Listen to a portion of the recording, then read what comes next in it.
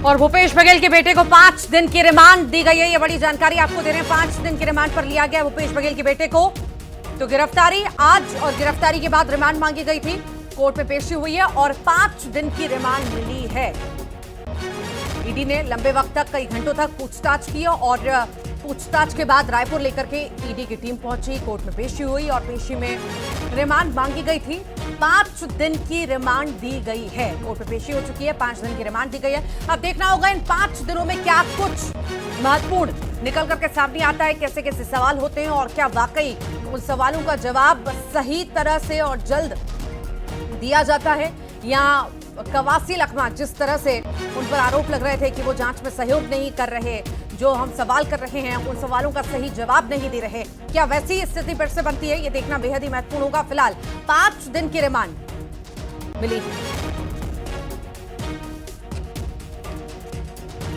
ज्यादा जानकारी के लिए सहयोगी ममता लांजेवार हमारे साथ जुड़ गई हैं। ममता, अब कितने दिन की रिमांड मांगी गई थी और 5 दिन की ही रिमांड मिली है और क्या क्या कुछ हुआ कोर्ट में इस दौरान? देखिए, ईडी ने अपनी तरफ से 5 दिन की कस्टोडियल रिमांड जो है वो मांगी है। हालांकि इस पर फैसला जो है, अभी अगर हम बात करें तो ऑफिशियली फैसला नहीं आया कोर्ट के बाहर। अभी भी आप देख सकते हैं फैसल रिजवी जो अभी निकले थे, जो भूपेश बघेल की तरफ, जो चैतन्य बघेल की तरफ से पैरवी कर रहे हैं, और उन्होंने बताया कि 5 दिन की जो रिमांड है वो मांगी गई है। हालांकि अभी उनका कहना है कि और उन्होंने अपना पक्ष जो है वो मजबूती से रखा था और उन्होंने कहा कि हमने अपने तर्क रखे थे कि क्या क्या चीज़ें जो है वो खिलाफ जा रही है ईडी के खिलाफ, और किस तरीके से जो है उनका कहना है कि इस पूरे मामले में जो है तमाम जो नियम कायदे हैं उनको लेकर जो है वो उसको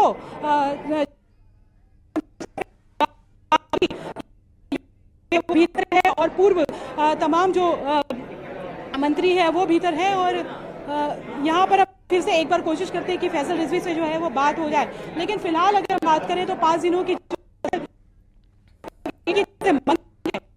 डिसीजन नहीं आया है अभी, जो है वो फैसले के इंतजार में ही आप देख सकते हैं कि पूरे कोर्ट परिसर में जो है वो गहमा गहमी माहौल बना हुआ है और अभी जो है वो फॉर्मेलिटीज जो है तमाम तरह की पूरी की जा रही है। तो यहाँ पर आप देखेंगे कि भीतर जो है तमाम कांग्रेस के नेता जो है वो यहाँ पर भीतर ही मौजूद हैं, और जिसमें पूर्व मंत्री मोहम्मद अकबर है, और उसके साथ ही जो है ये आप देखेंगे तो फैसल रिजवी जो है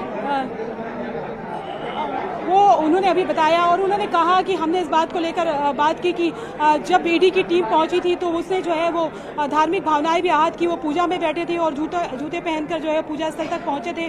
दूसरी तरफ जिन चार्जेस को लेकर जो है वो चैतन्य बघेल को गिरफ्तार किया गया है, ईडी जो फैसल रिजवी है उनका कहना है कि हमने बताया कि कहीं भी जो है वो चैतन्य बघेल का नाम नोटेड नहीं है और साजिशन जो है वो इसको उनको फंसाया जा रहा है, और उनका कहना है कि समय जो है वो बलवान होता है।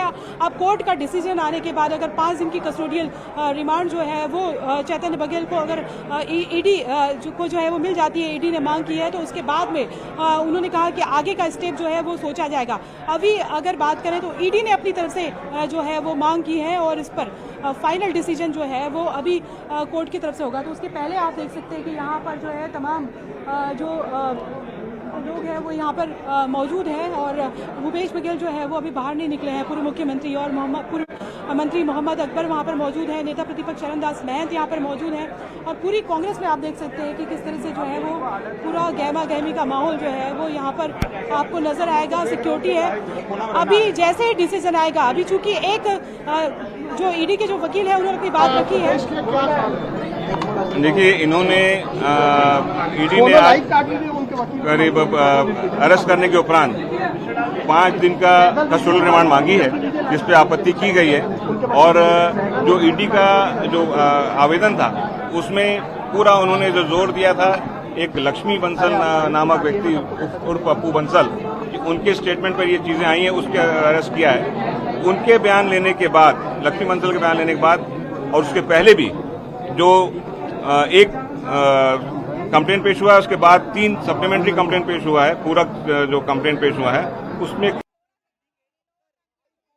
श्री चैतन्य बघेल का नाम नहीं आया था, और एक भी बार जो सम्मन दिया जाता है कि आप आइए और गवाही दीजिए, धारा 50 के अंतर्गत गवाही दीजिए, एक भी सम्मन चेतन बघेल जी को नहीं मिला गया है, नहीं भेजा। तो ये माना जाए पप्पू बंसल अप्रूवर बन गए। अब वही जो व्यक्ति का खिलाफ एनबीडब्ल्यू आज भी स्टैंड है, वो व्यक्ति जो है अभी अप्रूवर पहले न्यायालय से पास आएगा, अप्रूवर तभी बनेगा जब न्यायालय उसको परमिशन देगी, क्योंकि एनबीडब्ल्यू जो है वो व्यक्ति आज भी न्यायालय के नजरों में फरार है। उसके खिलाफ एनबीडब्ल्यू जो है माननीय फर्स्ट एडीजे ने निकाला है। ये अभी क्या कुछ रिमांड की है? 5 दिन की रिमांड की मांग की, जिसपे आपत्ति की गई है और अभी आदेश आना बाकी है। ये क्या भूपेश बघेल जी की मुलाकात हो पाई चेतन से?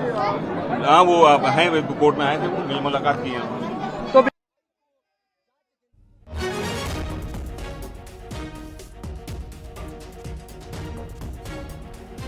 तो 5 दिन की रिमांड मांगी गई है। अब देखना होगा इसमें महत्वपूर्ण फैसला क्या कुछ आ रहा है। छत्तीसगढ़ के भिलाई में ईडी ने पूर्व मुख्यमंत्री भूपेश बघेल के बेटे चैतन्य बघेल को गिरफ्तार किया और फिर रायपुर के भिलाई में पेशी हुई और पेशी के बाद ईडी ने 5 दिन की रिमांड मांगी। छोड़ दो, रुक जाओ गिरधर भाई, रुक जाओ, जान दो, भीड़ को बाकी जान दो, रुक जाओ, साइड हो जाओ।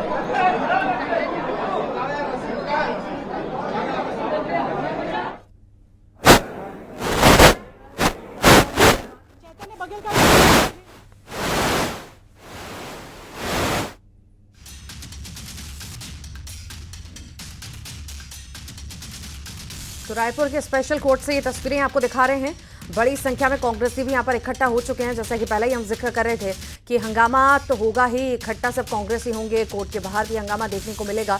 हालांकि अभी कोर्ट के अंदर जो है सुनवाई चल रही है, पेशी चल रही है।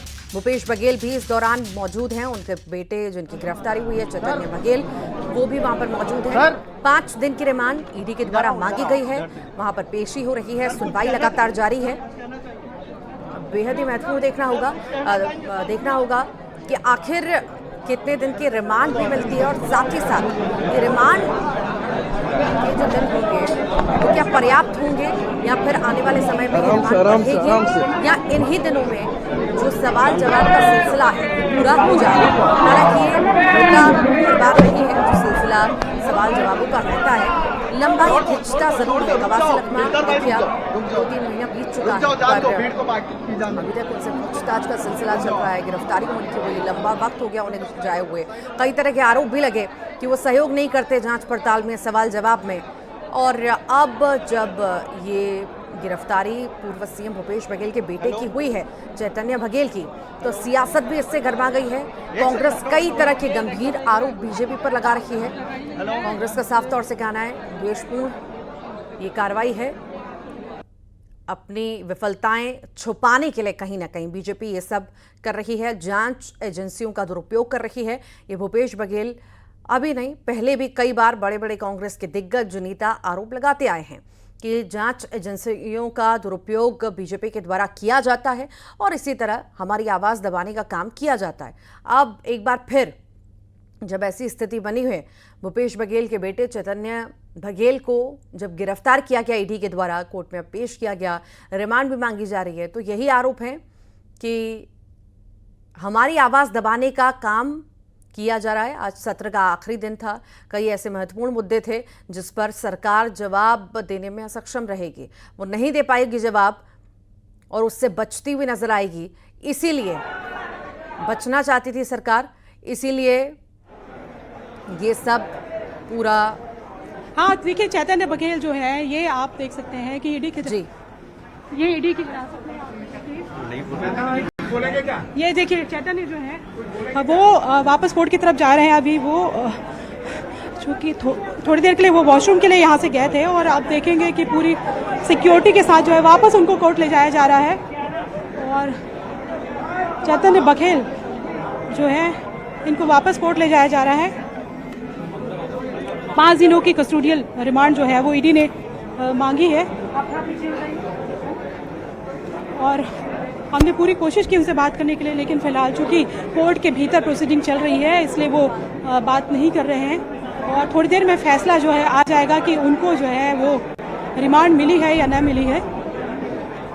तो आप ये देख सकते हैं कि चैतन्य बघेल को जो है वापस कोर्ट के में न्यायाधीश जो हैं उनके कक्ष में ले जाया जा रहा है। ये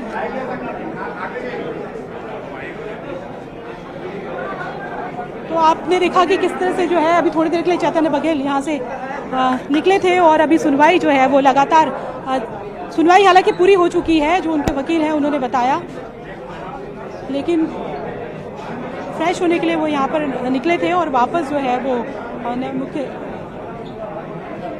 ये आप देख सकते हैं कि कोर्ट के भीतर जो है वो चैतन्य बघेल जो है फिर से वापस गए हैं और डिसीजन 5 बजे के करीबन जो है वो डिसीजन आ जाएगा कि क्या डिसीजन जो है वो कोर्ट करा। और यहाँ पर आप देख सकते हैं जी कि तमाम तरह की सिक्योरिटी और तमाम कांग्रेस के नेता जो है वो वाकई ममता सिक्योरिटी तो है ही है, साथ ही साथ कांग्रेसियों का जमावड़ा भी हम यहाँ पर देख रहे थे। पहले से ये तो उम्मीद थी कि कांग्रेसियों का जमावड़ा रहेगा, हालांकि हंगामे की भी पूरी उम्मीद, पूरे आसार थे।